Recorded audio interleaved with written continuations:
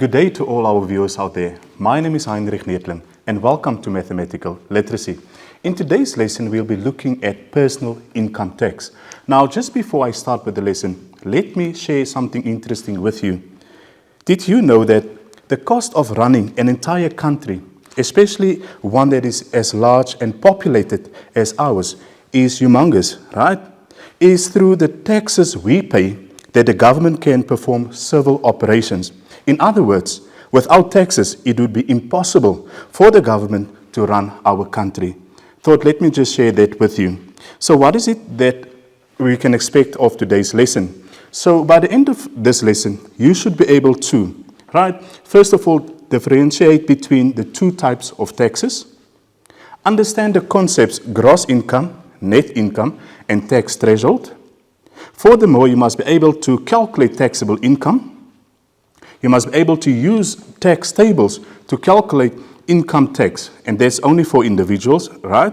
Then you must also be able to calculate medical aid tax credits, determine relevant tax brackets, right, or not tax bracket, tax rebates, and show how the values on the table were calculated, and then calculate monthly tax and annual tax payable.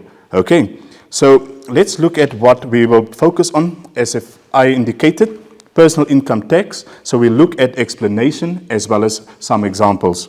Okay, so let's look at some terminology. So I indicated here that tax is a compulsory contribution to state revenue levied by the government on any individual or business earning an income. Right, so why do we have to pay taxes, we may ask. Okay, first, to fund social, right, and economic programs. Also to provide public goods and services, for example, the schools, hospitals, etc. Then just some other important information. SARS, you know, that is South African Revenue Services. And then pay as you earn, PAYE. So know this, these abbreviations, okay? Then let's quickly look at the two types of taxes. On the one hand, we have VAT, value-added tax, and on the other hand, we have what we call income tax, and that will be the focus of today's lesson. Right, now let's look at value-added tax. That's an indirect, right, and compulsory tax imposed on everyone for consumption of goods or services rendered. It's levied at 15% on most goods and services. And then there are limited services and goods which are zero-rated, meaning these are goods that are exempt from VAT, meaning no VAT is applied on those items. Then on the other hand, we have income tax, right? It's paid by a business or an individual earning a taxable income above the tax threshold. We'll talk about that as we move on with our lesson. Then aspects affecting individuals' income tax. That will be your age, your income, retirement annuity like your pension fund, for example, rebates and medical tax credits. We'll put all of this into context. Right. Now let's do a quick practice, and I want you to answer these questions with me. Okay. Question number 1. Name the institution that is responsible for collecting taxes. Right, I agree with you. That is indeed SARS, right? Remember we said SARS, the South African Revenue Services.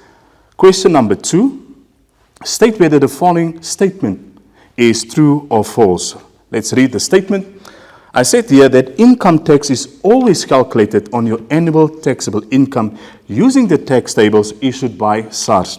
Right, so that is indeed true. Right, so we work with the annual taxable income and we use the tax table issued by SARS. Then question number 3. Define the term gross income.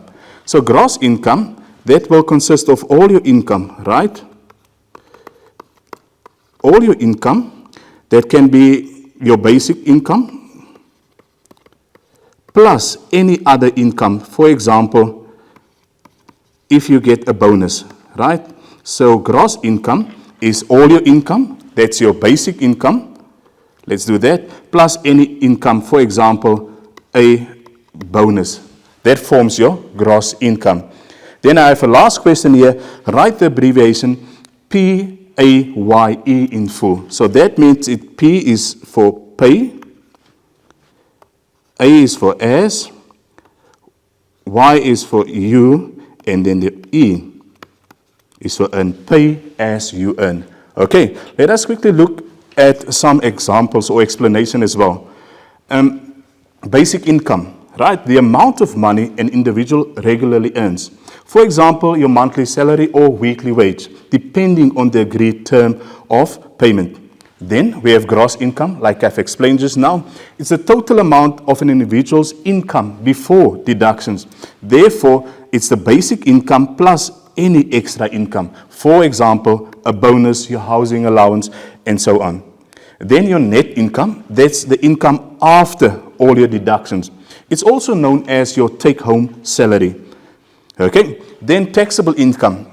It's the amount of income used to calculate tax.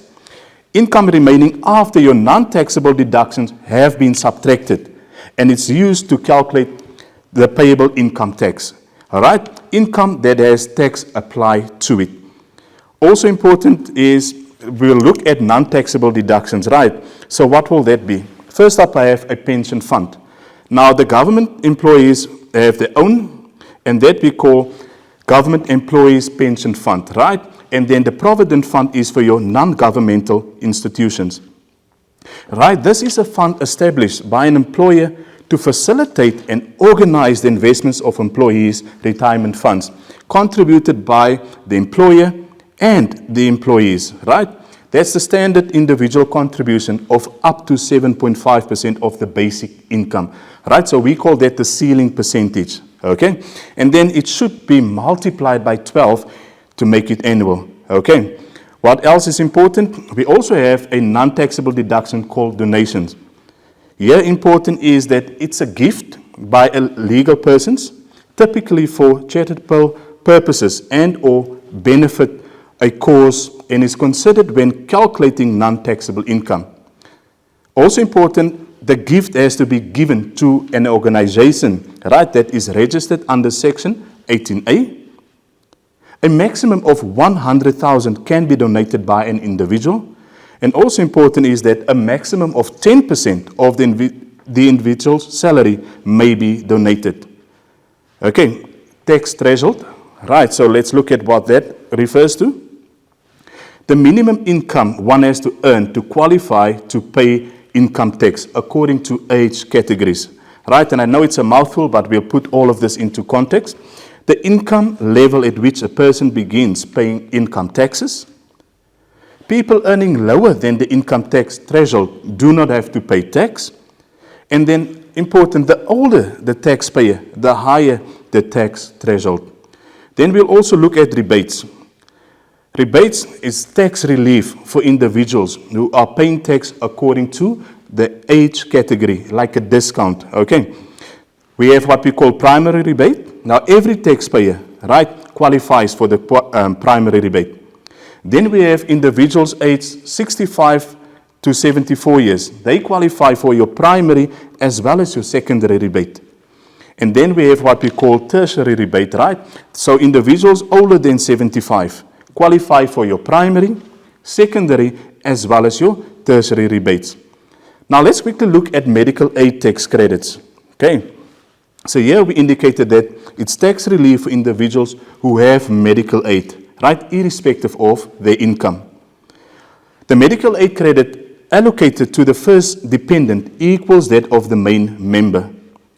Then important, thereafter, the medical credits of the remaining dependent or dependents, right, is the same for every individual member or additional member for that matter. Okay, and then we have taxable income, right? So it's where we take our gross income minus all our non-taxable deductions. Okay, guys, let us quickly take a short break. After the break, we'll put all of this into context. See you now.